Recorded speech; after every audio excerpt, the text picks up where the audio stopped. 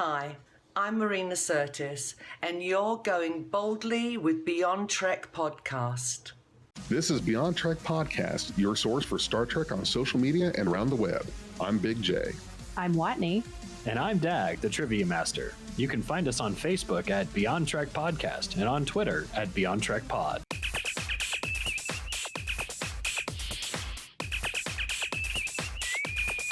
Red alert. Hydrating. Always hydrate, kids. Yeah, you're hydrating because you went on a run, and well, you've got to keep up the physical fitness because we're and for any historians that have gotten this, we are under a quarantine because of COVID-19. So this is 2020, and I am Big J along with Dag and Watney with Beyond Trek Podcast, and I just poured my prune juice, which is, as I like to say, a warrior's drink, in my Chewbacca mug. It says, "I choose you." It's from my wife, I guess Mrs. Big J, what we'll call her. Yep. I choose you like Chewbacca. So yeah, we're kind of on lock and key. Not a whole lot that we can do outside. People are out walking, watching a lot of Star Trek, et cetera, et cetera. Yeah, lots of time to think. Think about Picard. And that's what we're going to talk about today. We're going to talk about Star Trek Picard. We're going to talk about Picard again, but rather than episode by episode like we did the last 10 Beyond Trek episodes, we're just going to do like an overview and chit chat about it and give our overall thoughts, what we thought the expectations were going into the show, and where we think Picard's going to go from here. Okay. So, you want to lead us off honestly, with that?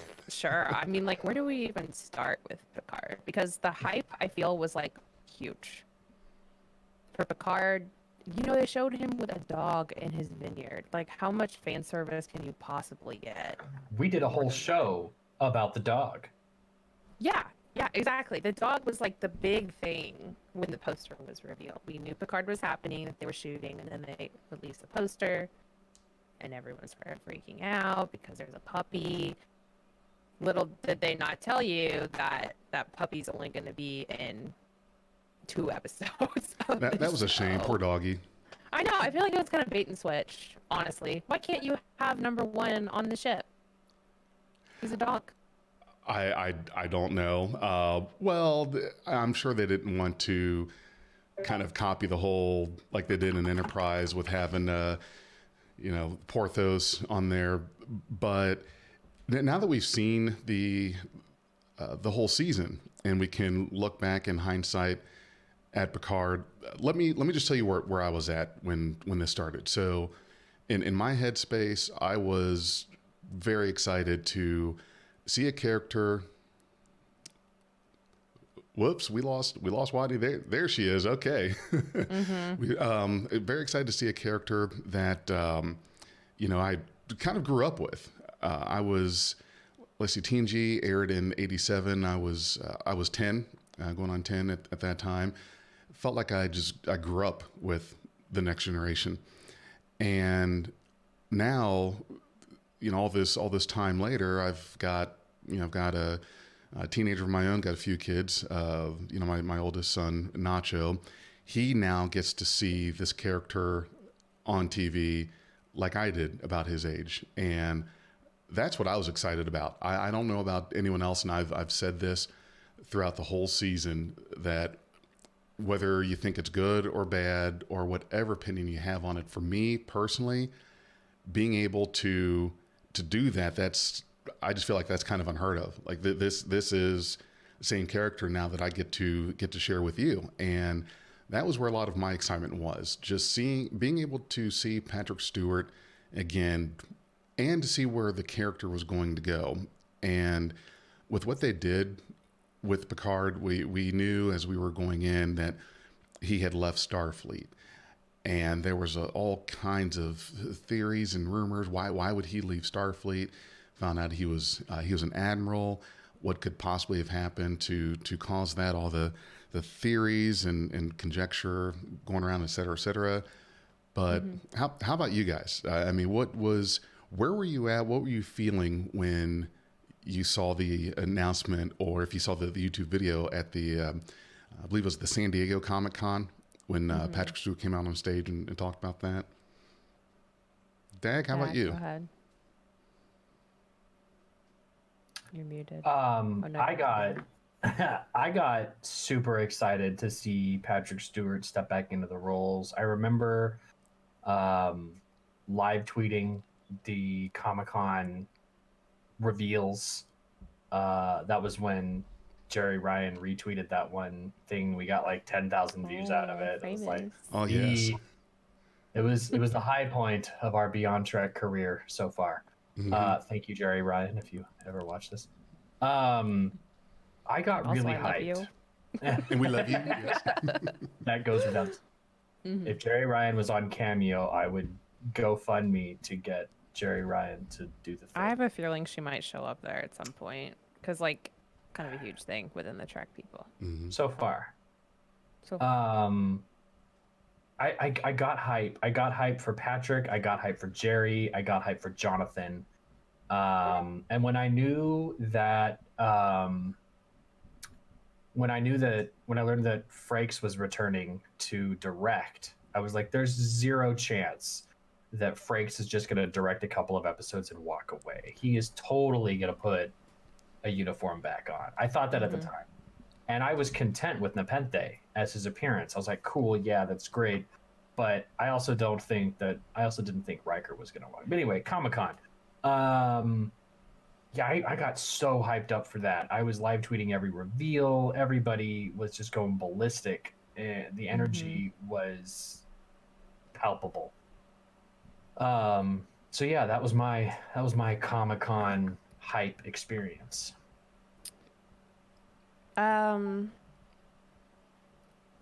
My initial reaction was tempered because I obviously love Star Trek, but I know that for myself, if I hype things up too much, if I look forward to things too much, if I put my expectations on a pedestal that is unreachable, then I'm going to be disappointed. So I pretty much just tuned everything out. That's fair. And I feel like we all had different reactions. We did. Well, and that's fine. Yeah, we did. We each had a unique reaction to it. Yeah, and I remember hearing, in interviews or whatever, that Patrick Stewart would never come back to Picard. He was so like a hard line on that for so long, and that it would have to be something incredible for him to come back. And so for him to be shooting this, I expected the story to be of the caliber that would bring him back. And so that's why I was excited, but I was also tempering my excitement for sure. Well, and you're right. For him to say that, and you had to wonder, okay, what is the story going to be? What are they doing with this character that got Patrick Stewart to come back? Had to be very convincing. And just leading up to it, now when we started the first season, we were told it's going to be a like 10 parts of a movie was what it was going to be. And the one thing that I think I was probably the most interested to see was Picard's life after Starfleet. What is he doing after having left Starfleet? So he's on his family vineyard. He speaks French for the first time ever. And let me think. Dag, Trivia Master, I might have to have you confirm this for me, but I am 97% sure that during The Next Generation, we got very little of Picard speaking French because he is French. He spoke to Minuet in the holodeck episode. With, there was little spatterings here and there. Okay. Where the Bynar take over the Enterprise, and Riker gets baited into a holodeck program with a pretty lady in a jazz bar. Right. But not like we did in the first episode. He even swore in the episode, The Last Outpost. Right. Okay. And I So thought, here and there, a smattering, we would say. Right. How do you say smattering in French? Smattering. First Oh, person to come on. comment. I'm so sorry if that's offensive. First person to I took comment. 5 years of French, and I literally only know how to say "pass me the napkin." So, That's more than I know. I took German. wow. Well, yeah, of course you did. What does that mean? Of course Because I you're a did. part, you're in the German society. right? Okay. Yes. I mean, yes, I Area. am. It is Area. just. I'm just curious. What about me made her think? Well, of course, obviously, if you didn't know that, the giveaway. Well, okay, that's true. I know you, so I know Okay. why that's obvious to me. Then, I thought maybe it's because I was tall or I was just a big guy. Like, yeah, a man his size not speaking French to anyone. He's a German tank commander, and that's it. No, you go to German festivals and Yeah, I'm on the board of all that fun stuff. yeah. You're on the board. the local German club we have here, Big which is time. a lot of fun. Yeah, like doing that. But so yeah, I was happy to see Picard at his vineyard. He was happy, still haunted by the memories and dreams of Data and the sacrifice that Data made for him. And he's being protected by two Romulans, who we find out are kind of like, it's like he has Secret Service working for him. And the other thing that through the season, through this arc of the character, I'm glad that he was in the position that someone came to him, trusted him. He's trying to unravel this mystery, and he had to form his own crew to do that, put together his own thing and kind of go rogue. I think that was huge. I'm glad they went in that direction with the character instead of putting him on the bridge of a ship and play it like TNG Part 2. Yes, I do agree with that. The idea of him doing his own thing. And I think that when we were speculating Mm-hmm. about this, that we kind of knew that he was going to be doing that early on, and that was exciting. So, A merry band of rogues and malcontents on a quest to uncover this Romulan plot from the Zat Vash, and that was where I was kind of interested to see when we started was the trailers, the previous discussions, etc., made it like there was this big investment that Picard had in the Romulans, and they're very vested in the evacuation of them. And I'm just, that was the part that I was interested to see was, okay, well, what made Picard feel like he needed to take this on personally? Where suddenly did this come in? Was it just his, that's what Starfleet does, those are his principles? Was it something personal that he had about the Romulan people that he wanted to help? And I don't know that even through this whole season that was really, unless I missed it, that was really kind of the answer to that question. Why was this something that he personally took on to make sure happened? The show doesn't give us a lot of insight about that. Watney, what did you get from the show? Because I want to talk about what I got from the book, but I'd like to hear your insights first. Okay. So with the show, Picard has lost a lot of self-esteem, I think. Or maybe not that. It's more like his pride has been shattered. But he still like sees himself as like a hero of the Federation. For so long he was, I'm Captain Jean-Luc Picard Right. of Right. the Enterprise. And he had that kind of like way with people to get things to happen, to make things happen. But in this instance, it like didn't work. And he made all these promises to the Romulans. You know, he told them, like, we're going to rebuild for you. We're here for you. I'm your point person for this. All this, like, grandiose, not delusions, but grandiose ideas that he could not bring to fruition on his own because the Federation had their hands tied. All the other 11 or something other Federation species, groups, were like, we don't want you to help the Romulans, and if you do, then we're backing out of the Federation. Right. It got kind of bad. That's the reason we supposedly got, was that. Mm-hmm. That's what the Admiral told Picard. Now, whether or not that's 100% the reason why they didn't, So whatever.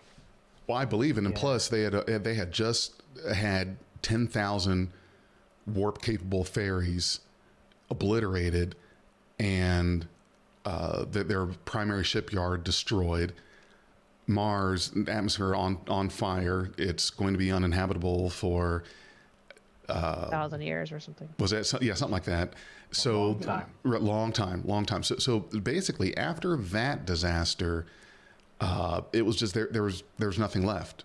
Like we don't have the resources and manpower to do this, and now you've got other Federation members threatening to pull out. They are fine with the Romulans leaving them to their fate. And I think Picard, it seemed like he was, I don't know if suffering from or a victim of either or the correct phrase, but it's like his name and his clout, his stature, it seemed like it got to a point where it didn't mean as much as he thought it did. Yes, he 100%. He couldn't. He no longer could just say I'm Jean-Luc Picard and everyone does whatever. It's like, yes, you served your time, you did your thing, you were hot shit in the day, but now it's kind of not. And when he got dismissed from the Admiral, you could see him on the escalator ride down. It just he had that look on his face, like what happened. And not right. just then, but when we had the flashback later on in the season, when we saw the flashback from him and Raffi, where he was going to go pitch his plan B to Starfleet of how we can still do something, even though the Mars thing happened, and he told him, "You either do this or accept my resignation." He felt, and I'm sure he felt, that would be powerful enough to for some sway, but it didn't. Every other circumstance, yes. Most of the time, Picard has had enough sway to get that kind of thing done. But the Admiralty and the brass have always been kind of this looming authority behind the scenes. Like Picard is on the real frontier. He's making the real progress with people. Right. He's touching hearts and making a difference in people's lives. And the Admiralty is the cog and the wheel behind everything, making that like able to be a reality. Well, and Picard is the spear. But in this instance, they were like they basically cashed that image in. They said, "You are not the boss of us. We have other people to think about, and this may not be it's not an easy decision, but it might be the right decision." And honestly, I don't know if that's true or not. You can't just resign that many people to die. So yeah, I think he took it really personally that like, well, if everything I've ever done for the Federation like didn't matter for something like this, then it feels like everything I've ever done doesn't matter because I can't use that for anything.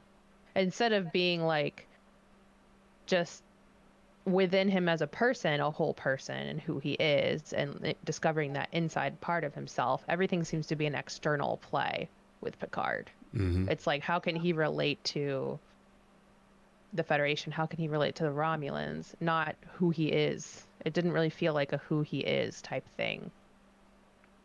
Right. It did. So you've got that to compound everything. You've got, he's still mourning for the loss of Data having sacrificed himself to save Picard. You've got that.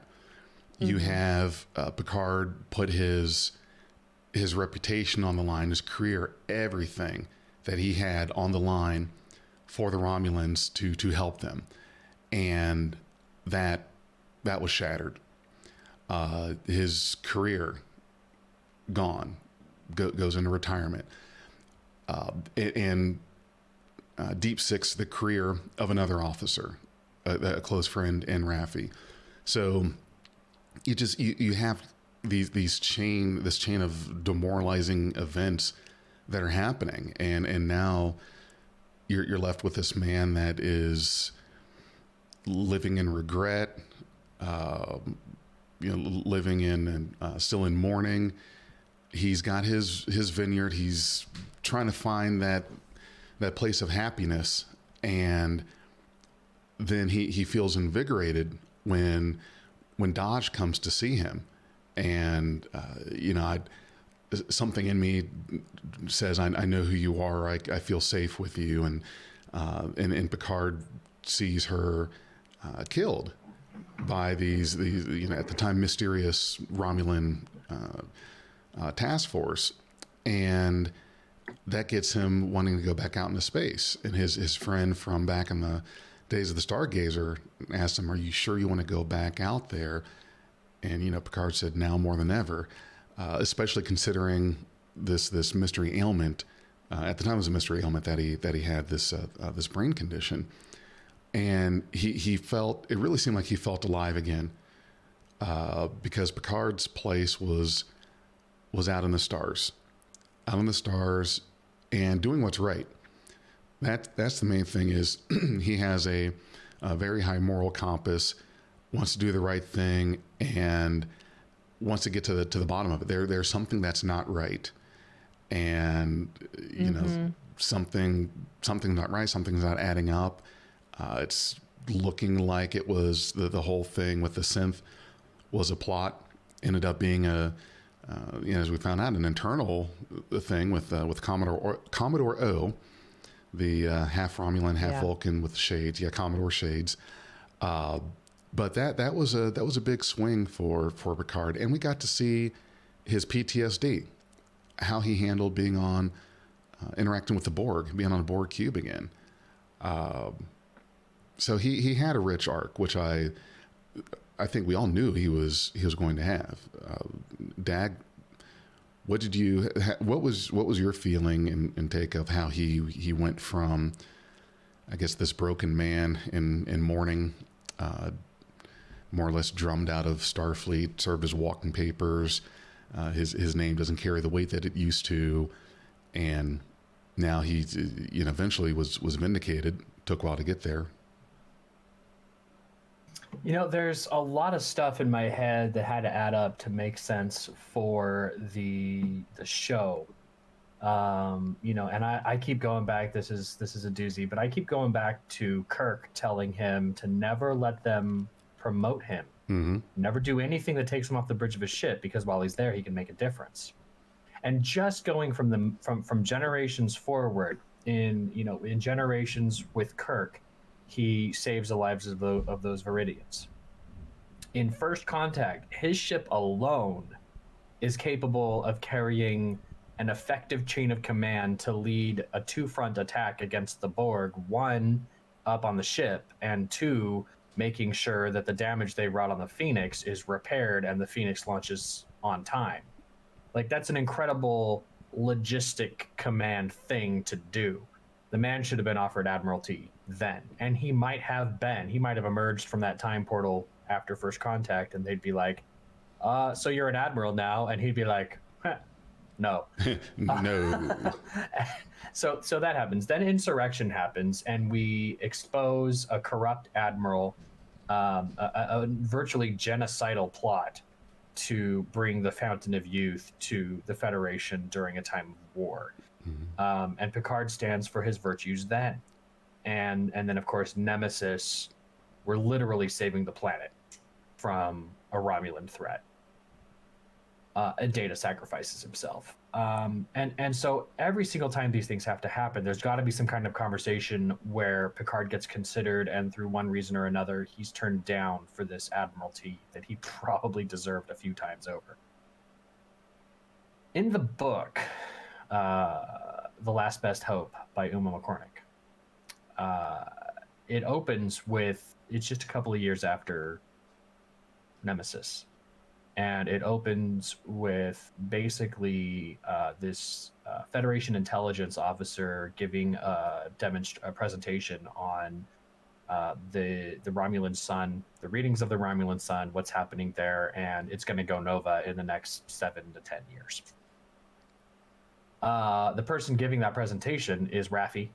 She's in intelligence, and she's working on intelligence for the Federation to watch the Romulans.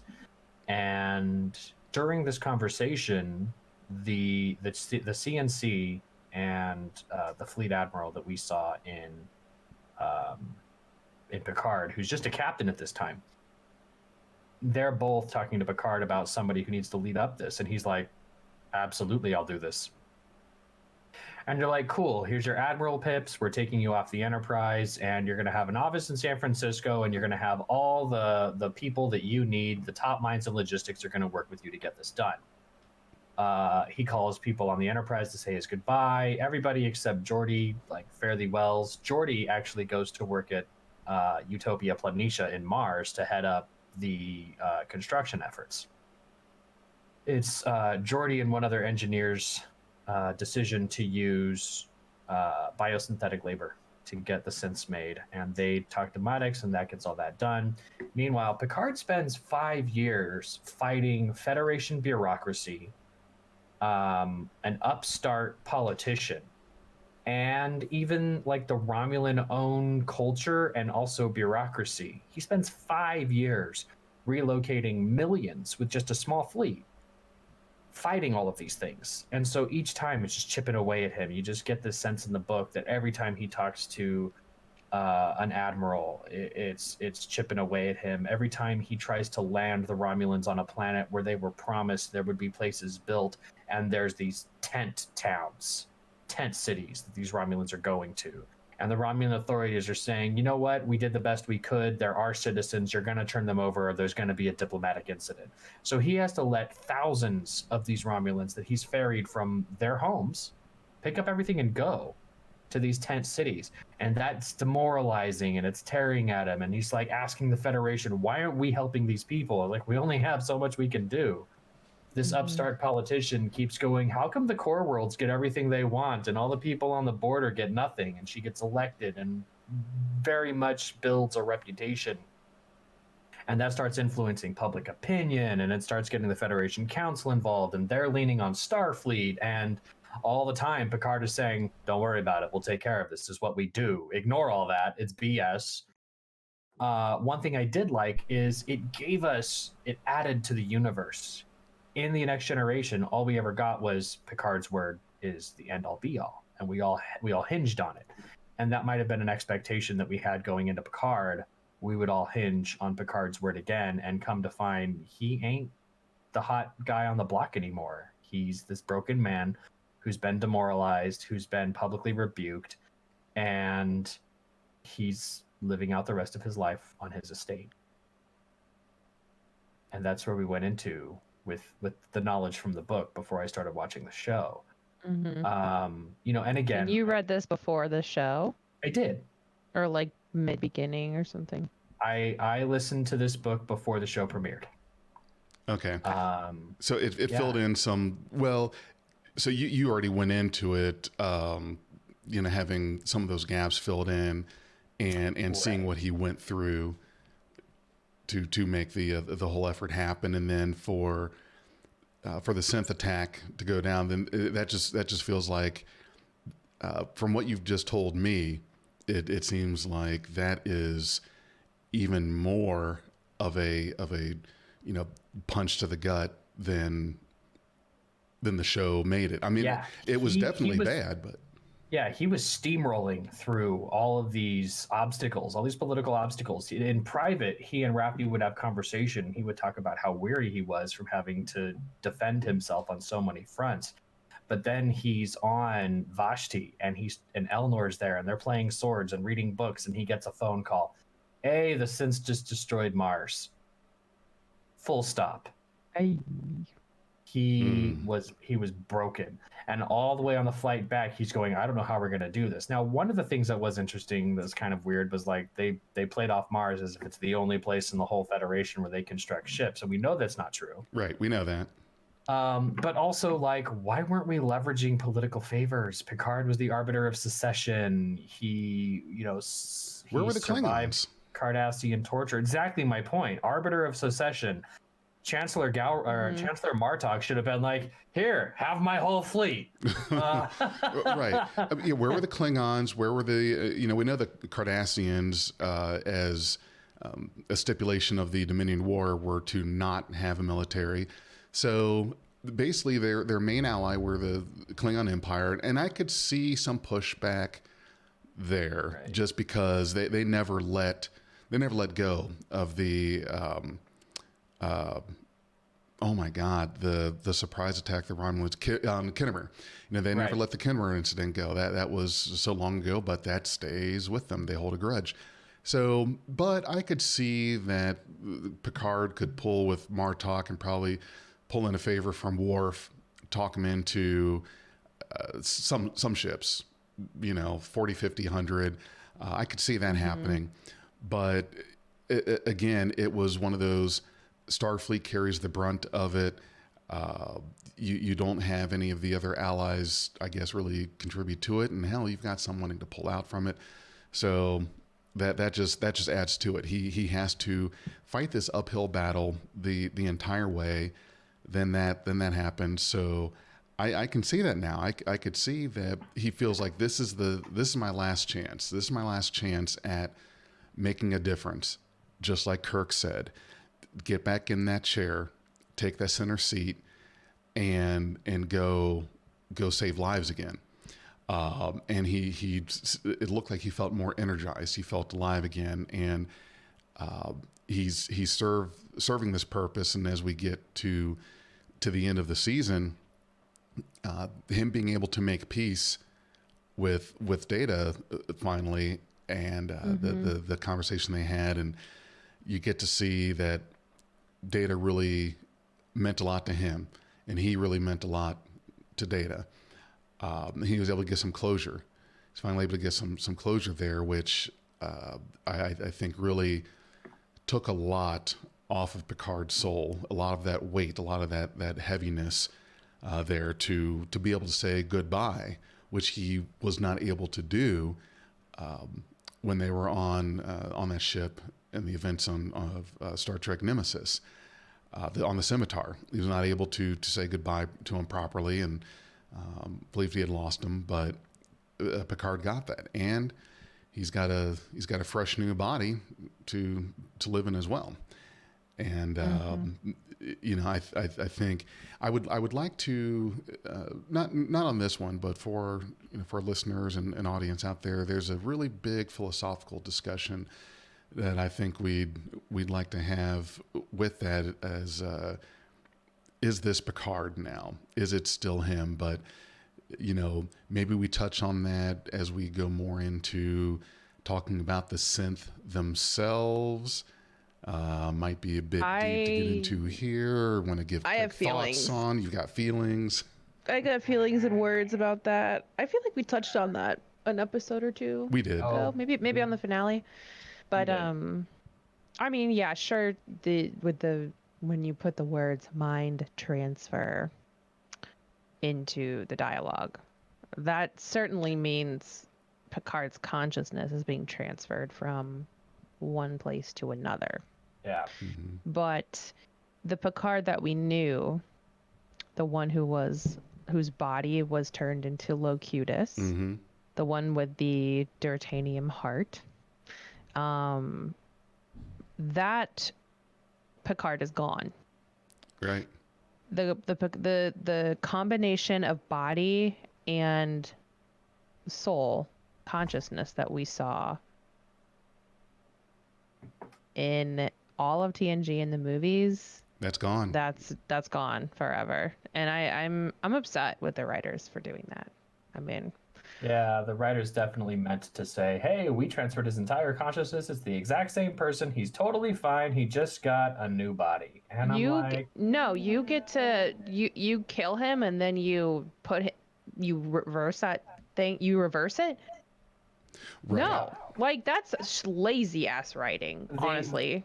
all of the stakes, in my opinion, all of the stakes for the entire series were sort of rebuffed by that. Like, if this had been Picard's last go around and we only got one season of Star Trek Picard and he died after saving all of this stuff, I would, even with all the other faults in the plot, the way it was written, if they had just let him die and people mourn, I'd be good. I'd still be upset about those other things, but Picard dying for that would mean the stakes were worth it. Save the galaxy once again. Totally cool. Right. Well, Yeah, but yeah. there was going to be a second season. We knew that, and Picard was going to be there. So I don't think that they had any other. Yeah, so way when you around see it. him dying, you're like, this isn't gonna matter.